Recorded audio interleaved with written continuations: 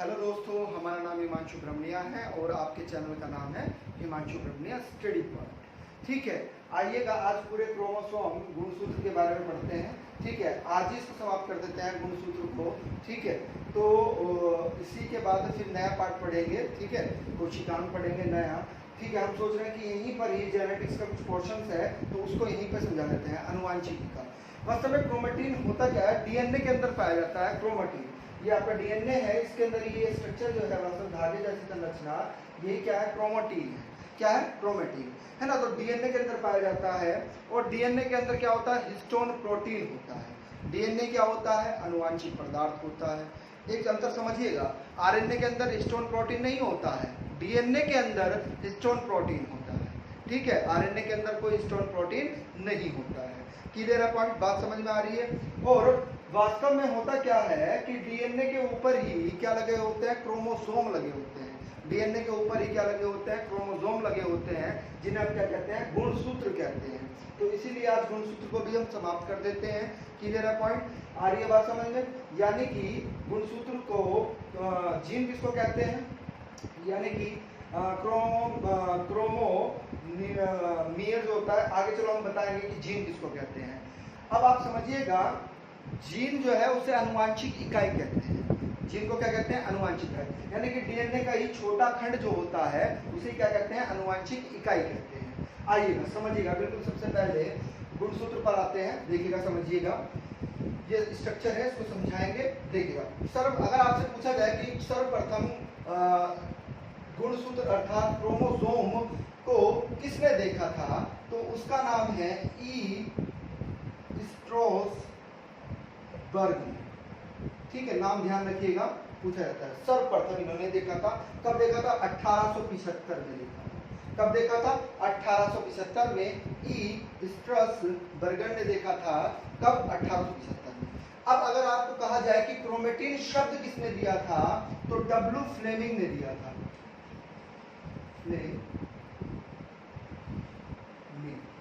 Fleming ने कब दिया था, 1879 में दिया था। 1879 फ्लेमिंग ने शब्द दिया था। वास्तव में हुआ क्या, जब ई स्ट्रेसबर्गर ने इनको देखा 1875 में, तो जब कोशिका का विभाजन हो रहा था, जब कोशिका का विभाजन हो रहा था तो उसी समय, ठीक है, इन्होंने इसको देखा कि धागे जैसी संरचना है। Clear point.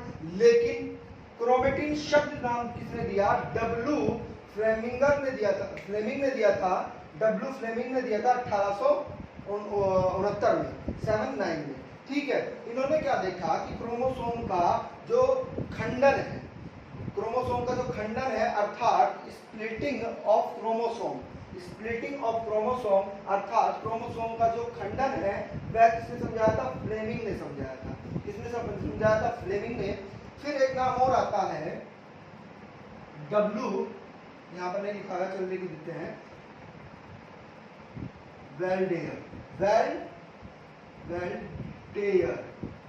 डब्ल्यू वेल्डेयर ने इसे क्या कहा, इसे बिल्कुल ध्यान समझना है, इसे गुणसूत्र कहा। गुणसूत्र किसने कहा, गुणसूत्र कहा डब्ल्यू वेल्डेयर ने कहा। कब, एक चीज समझिएगा, जब धागे की संरचना देखी इन्होंने तो तभी से क्या बोल दिया गया, गुणसूत्र बोल दिया गया। यानी कि गुणसूत्र का अर्थ क्या होता है, गुणसूत्र का अर्थ होता है रंगीन रचनाएं, रंगीन रचनाएं। गुणसूत्र का अर्थ क्या होता है, रंगीन रचनाएं। ठीक है, आगे आते हैं, देखिएगा, समझिएगा बिल्कुल ध्यान से। लिख लिया होगा, लेकिन कॉपी और पेन लेकर आप लिखना स्टार्ट कर लीजिएगा। एक अच्छा नोट बनाना है तो, है ना, कोई भी प्रश्न बाहर नहीं जाएगा, चाहे वो एनटीपीसी हो, चाहे ग्रुप डी हो, चाहे पीसीएस हो, चाहे आईएएस हो। आईएएस प्री तक भी आपको ये कवर करेगा, पूरा हमारा वादा है। आइए देखिएगा, अब अगर हम बात करें कि जीवधारियों की जो शारीरिक, यानी कि जो जीवधारी होते हैं उनकी शारीरिक कोशिकाओं में जो क्रोमोसोम की संख्या है, ठीक है, जो जीवधारी होते हैं उनके अंदर जो शारीरिक कोशिकाएं हैं, कोशिकाओं में जो क्रोमोसोम की संख्या होती है, उसी को ही क्या कहते हैं, सोमैटिक नंबर कहते हैं, यानी कि इकाई की संख्या कहते हैं। क्या कहते हैं, इकाई की संख्या या सोमेटिक नंबर कहते हैं। अर्थात द्विगुणित संख्या भी इसको ही कहा जाता है, यानी कि डिप्लॉयड संख्या भी इसी को ही कहा जाता है। पॉइंट क्लियर है, बात समझ में आई? यानी कि जीवधारियों के अंदर जो शारीरिक कोशिकाएं होती हैं उनमें जो क्रोमोसोम की संख्या होती है उसे हम क्या कहते हैं, इकाई की संख्या कहते हैं, या दूसरा नाम क्या कहते हैं, द्विगुणित संख्या कहते हैं। द्विगुणित को ही इंग्लिश में क्या कहते हैं, डिप्लॉयड नंबर कहते हैं, जबकि इकाई संख्या को इंग्लिश में क्या कहते हैं, सोमैटिक नंबर कहते हैं। क्लियर है पॉइंट, आ रही है बात समझ में? अब जीनोम क्या होता है, बिल्कुल ध्यान समझना है कि जीनोम क्या होता है। वास्तव में जो युमक होते हैं, युमकों में विभिन्न गुणसूत्रों का केवल एक ही प्रतिरूप क्या कहलाता है, जीनोम कहलाता है। क्या कहलाता है, जीनोम कहलाता है। यानी कि कहने का तात्पर्य यह है कि कोई युमक है, युमकों में विभिन्न गुणसूत्र, यानी कि बहुत सारे गुणसूत्र हैं, विभिन्न प्रकार के हैं, विभिन्न गुणसूत्रों का केवल एक ही प्रतिरूप क्या कहलाता है, जीनोम कहलाता है। ठीक है, यूक्रोमेटिन क्या होता है, बिल्कुल ध्यान से समझिएगा।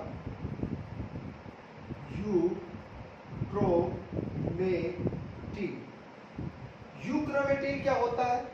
यूक्रोमेटिन वास्तव में हल्का रंजित भाग होता है, किसका, क्रोमोसोम का, है ना, रंजित भाग होता है, और इसमें डीएनए की मात्रा क्या रहती है, अधिक रहती है। इसमें डीएनए का जो भाग रहता है वह अधिक रहता है। आ रही है बात समझ में? और ये बहुत ही ज्यादा महत्वपूर्ण है। क्यों महत्वपूर्ण है क्रोमेटिन?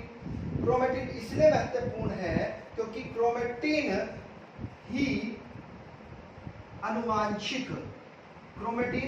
आनुवांशिक रूप से सक्रिय भाग, क्या है, सक्रिय भाग, यानी कि सक्रिय भाग गुणसूत्र का सक्रिय भाग कौन सा होता है, यूक्रोमेटिन होता है, जो डीएनए का अधिक भाग इसी में रहता है, यही आनुवांशिक रूप से सक्रिय भाग होता है ना। यानी कि जो आपके गुण होते हैं उन्हें पीढ़ी दर पीढ़ी पहुंचाने का कार्य वास्तव में लगभग कौन करता है, क्रोमेटिन करता है। कौन करता है, क्रोमेटिन करता है। पॉइंट क्लियर है, आगे चलते हैं। एक चीज और समझिएगा बिल्कुल ध्यान से,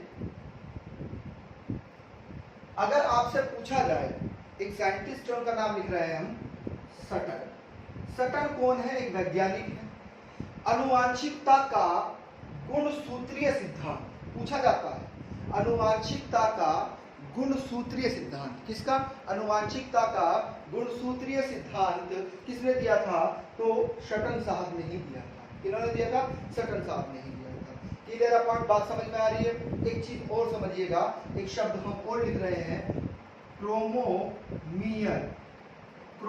यहाँ भी पढ़ाएंगे हम क्रोमोमियर में, जब इस संरचना बताएंगे तब भी पढ़ाएंगे। देखिए क्रोमोमियर क्या है, वास्तव में ये गुणसूत्र में कुछ दाने जैसी संरचना है।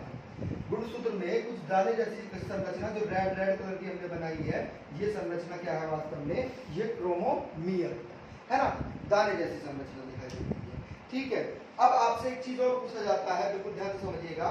फ्लेमिंग जी ने ही क्या किया था, बिल्कुल ध्यान से समझना है। जो फ्लेमिंग है, फ्लेमिंग ने ही 1882 में क्या किया, लैप-बुर्श, ये पूछा जाता है, लैप-बुर्श गुणसूत्र की खोज की थी। किन्होंने, फ्लेमिंग साहब ने 1882 में किसकी खोज की थी, लैप-बुर्श गुणसूत्र की खोज की थी। Clear point. एक शब्दावली और आती है, उसको भी समझिएगा बिल्कुल ध्यान से,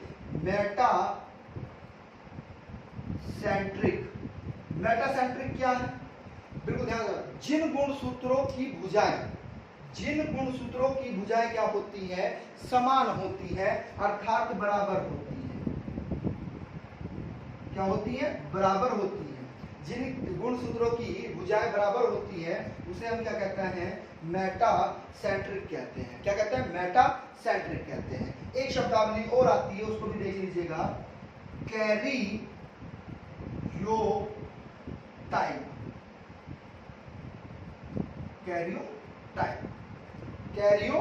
क्या है, कैरियोटाइप क्या है वास्तव में, बिल्कुल ध्यान से समझना, बहुत इंपॉर्टेंट शब्दावली है। ये शब्दावली आपसे पूछी जाएंगी, ध्यान रखिएगा। एक एक शब्दावली जो भी हम पढ़ा रहे हैं, कॉपी और पेन लेकर नोट्स बना लीजिएगा, बहुत ज्यादा इंपॉर्टेंट भाग है। ठीक है, गुणसूत्र के पूर्ण यानी कि संपूर्ण पहचान करने वाले अकार्यक लक्षणों को क्या कहा जाता है? गुणसूत्र के संपूर्ण पहचानने वाले अकार्यकीय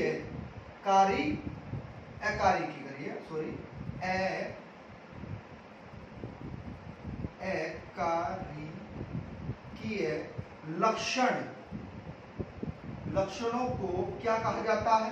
कैरियोटाइप कहा जाता है। गुणसूत्र के समान पहचान करने वाले अकार्यकीय लक्षणों को हम क्या कहते हैं? कैरियोटाइप कहते हैं। ये शब्दावलियां मोस्ट इंपोर्टेंट थी आपकी। आइएगा अब स्टार्ट करते हैं। आइएगा, एक टीलोमियर भी है, उस शब्दावली पर भी चर्चा कर लेते हैं। टीलोमियर, ठीक है, इसको रफ कर रहे हैं, समझिएगा।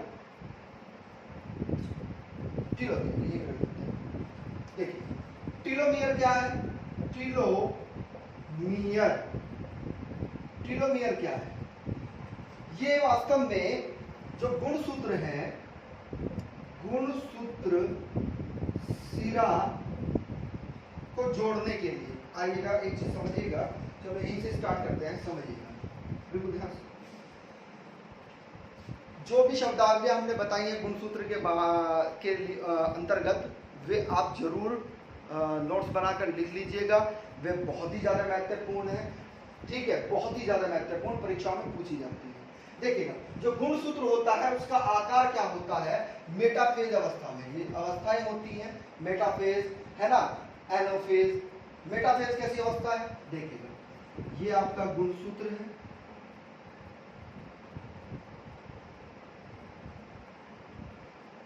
अगर गुणसूत्र इस अवस्था में है तो इसे ही क्या कहा जाता है? इसे ही मेटाफेज कहते हैं। इसे ही क्या कहते हैं? मेटाफेज। एनाफेज क्या है? वह भी एक अवस्था है। वह भी क्या है? एक अवस्था है।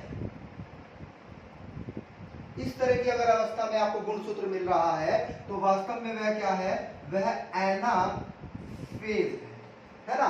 ये क्या है? मेटाफेज। ये क्या है? एनाफेज। क्लियर है पॉइंट? तो मेटाफेज में जो आकार रहता है गुणसूत्र का, वह 0.025 माइक्रोन से लेकर 30 माइक्रोन तक रहता है। कितने? 30 माइक्रोन तक रहता है। अब जो गुणसूत्र होता है, क्रोमोसोम होता है, वह डीएनए व हिस्टोन प्रोटीन का बना होता है। किसका बना होता है? हिस्टोन प्रोटीन का बना होता है। वास्तव में पूछा भी जाता है, यूरेंजी ने भी खोज की थी इसका, तो कभी कहीं नाम यूरेंजी भी मिलता है, कंफ्यूज नहीं होना है, ठीक है। कितने जोड़े होते हैं? 23 जोड़े होते हैं मानव में, है ना। 46 कुल अगर पूछेगा तो कुल 46 गुणसूत्र होते हैं।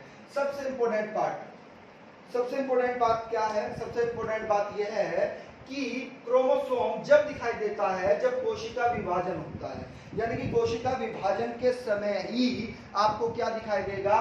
क्रोमोसोम दिखाई देगा। क्लियर है पॉइंट? आगे बात समझ में? कहने का तात्पर्य यह है, देखिएगा, ये मेल है। मेल के जो क्रोमोसोम होते हैं, यानी कि जो 23 जोड़े हैं, यानी कि जो 23वां जोड़ा है, वो 23वां जोड़ा क्या होता है? एक्स वाई होता है। क्या होता है?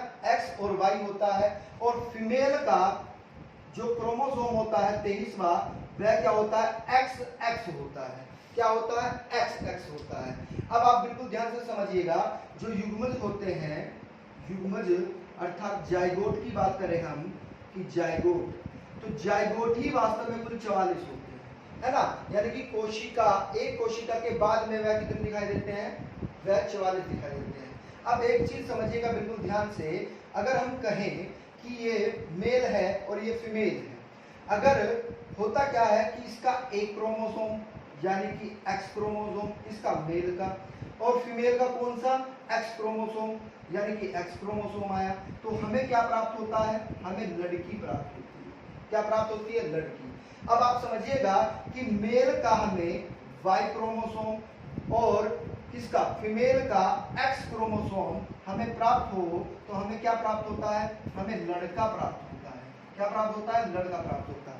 तो तो इससे एक मतलब आप समझ रहे होंगे, स्पष्ट रूप से एक चीज समझ में आ रही होगी। क्या समझ में आ रही होगी? कि केवल पिताजी के ही क्रोमोसोम, अर्थात पिता का क्रोमोसोम ही लिंग का निर्धारण करता है, क्योंकि फीमेल के पास तो पहले ही कितने हैं, 2 एक्स हैं, यानी कि लिंग निर्धारण करने के लिए क्या चाहिए, वाई की आवश्यकता होती है। यानी कि लिंग निर्धारण कौन करता है, इसका क्रोमोसोम करता है, पिता का करता है, अर्थात मेल का करता है। पॉइंट क्लियर है? आगे चलिएगा, देखिएगा, समझिएगा। संरचना, हाँ, क्रोमोसोम की कुछ संरचनाएं हैं, उनके बारे में चर्चा करते हैं। देखिएगा टीलोमियर। टीलोमियर क्या है? देखिएगा ऊपर की जो संरचना है ये वाली, ये वास्तव में क्या है, ये टीलोमियर है। क्या है? टीलोमियर। वास्तव में टीलोमियर ही क्या करता है, देखिए टीलोमियर के बारे में समझिएगा। गुणसूत्र जो होता है उसका जो सिरा है, सिरे को जोड़ने से रोकता है, जोड़ने से रोकता है। कौन सा पार्ट? टीलोमियर। टीलोमियर रोकता है। टीलोमियर की दूसरी मोस्ट इंपोर्टेंट चीज क्या है, जो बात समझनी है हमें, एक मिनट रुकिएगा, लाइट का रिफ्लेक्शन हो रहा है।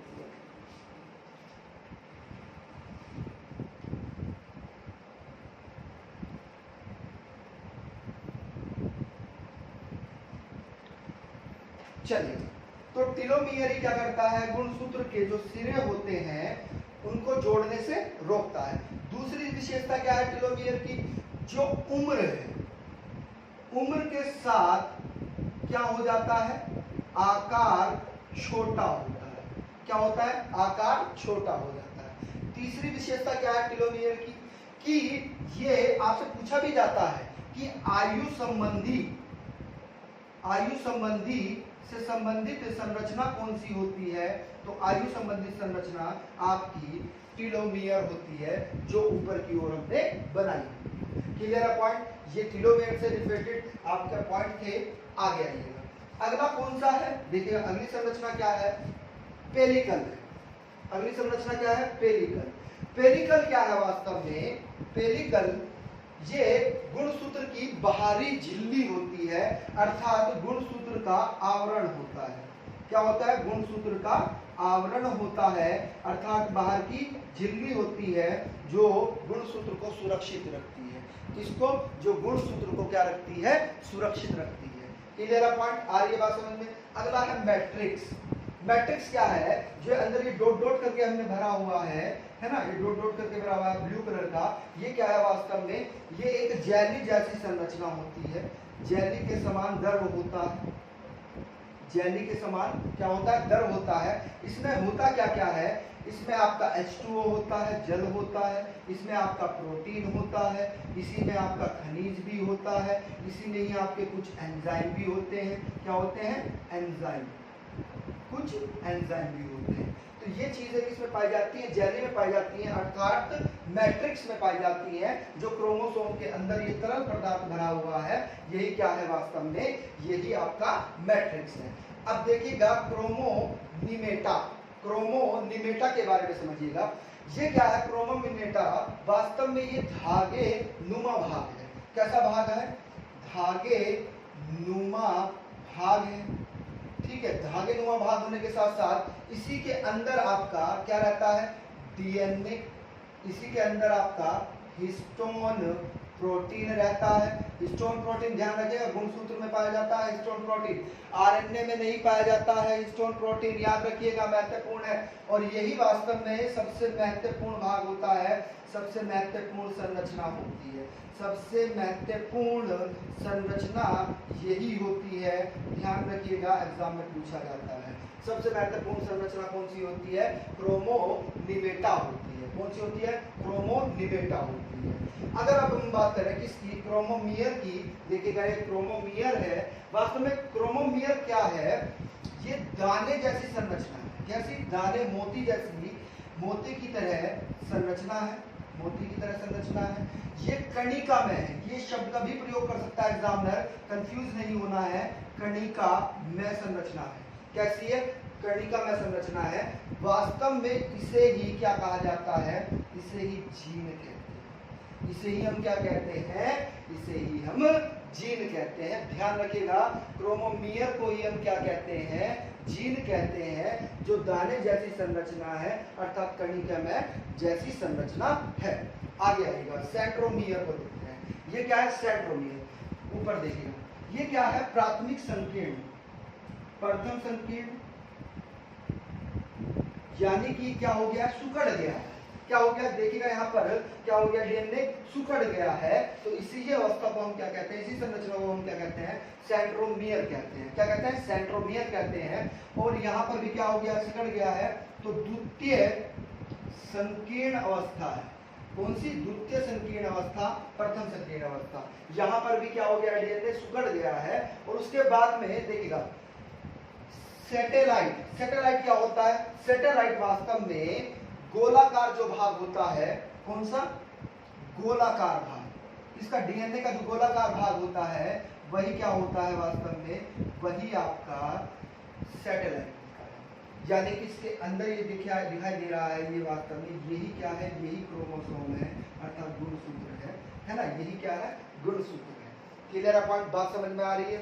अब एक चीज और समझिएगा, बिल्कुल ध्यान से समझना है, हम यहाँ पर लिख देते हैं। क्रोमोसोम में जो डीएनए की मात्रा रहती है, डीएनए की मात्रा 36.5% रहती है। कितनी, 36.5। आरएनए में क्रोमोसोम की मात्रा 9.6% रहती है।